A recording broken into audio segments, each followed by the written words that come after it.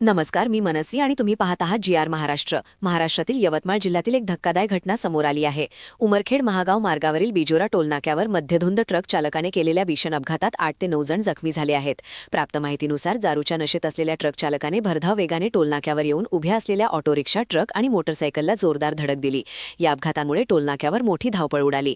जखमींमध्ये काहींची प्रकृती गंभीर असल्याची माहिती आहे. जखमींना तात्काळ उमरखेड येथील खासगी रुग्णालयात दाखल करण्यात आले असून डॉक्टरांकडून त्यांच्यावर उपचार सुरू आहेत. अपघातानंतर स्थानिक नागरिकांनी तातडीने मदतकार्य हाती घेतले आणि जखमींना रुग्णालयात पोहोचवले. काही काळ या मार्गावरील वाहतूक पूर्णपणे विस्कळीत झाली होती, मात्र सध्या वाहतूक नियंत्रणात आणण्यात आली आहे. या घटनेमुळे परिसरात संताप व्यक्त होत असून मद्यपान करून वाहन चालवण्याच्या वाढत्या प्रवृत्तीबद्दल प्रश्न उपस्थित होत आहेत. पोलिसांनी ट्रक चालकाला ताब्यात घेतले असून त्याच्यावर योग्य ती कायदेशीर कारवाई सुरू आहे. पुढील तपास सुरू असल्याची माहिती आहे. ही बातमी आम्ही आमच्या प्रतिनिधींकडून अपडेट करत राहू. अधिक माहिती मिळाल्यावर आम्ही पुन्हा अपडेट देऊ. तुम्ही रस्त्यावर काळजी घ्या, सुरक्षित राहा.